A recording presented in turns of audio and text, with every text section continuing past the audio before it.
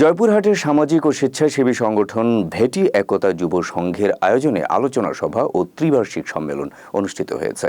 শুক্রবার বিকেলে সদর উপজেলার ভেটি এলাকায় সংগঠনের স্থায়ী কার্যালয় চত্বরে এ আয়োজন সম্পন্ন হয়। মাদকের পথে ধাবিত হওয়া যুবকদের ফিরিয়ে আনতে গেল কয়েক বছর ধরে কাজ করে যাচ্ছে জয়পুরহাটের সামাজিক ও স্বেচ্ছাসেবী সংগঠন ভেটি একতা যুব সংঘ। শুক্রবার সংগঠনের কার্যক্রমকে আরও গতিশীল করতে আলোচনা সভা ও ত্রিবার্ষিক সম্মেলনের আয়োজন করা হয়। শাহজাহান আলী মণ্ডলের সভাপতিত্বে সম্মেলনে প্রধান অতিথি হিসেবে বক্তব্য রাখেন জেলা প্রশাসনের এক্সিকিউটিভ ম্যাজিস্ট্রেট উজ্জ্বল বাইন।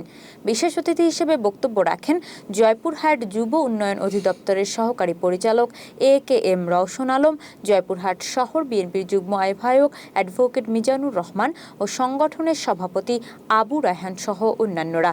সভায় সংগঠনের কার্যক্রমে গতিশীলতা আনতে আগামী ৩ বছরের জন্য নতুন কমিটি গঠন করা হয়।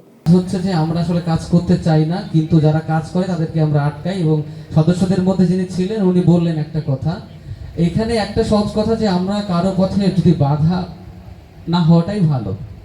শুদ্ধ কাজে আমরা পথ দেখাবো, অন্তত আটকাবো না, পারলে প্রশংসা করব, পারলে এগিয়ে দেব। কিন্তু যদি আমরা মানুষকে নিরুৎসাহিত করি, যেমন ছোটবেলায় এমন হতো যে মানুষ একটা কাজ করতে গেলে তাকে বলতে যে তুমি পারবা না এটা, এবং এটা তার জন্য নিরুৎসাহের কারণ হয়। এবং আমরা বিশ্বাস করি এই অঞ্চলের মানুষ, এই মাটির মানুষ সবাই নিজেদের ভালো চায়, নিজের জন্য কাজ করতে চায়।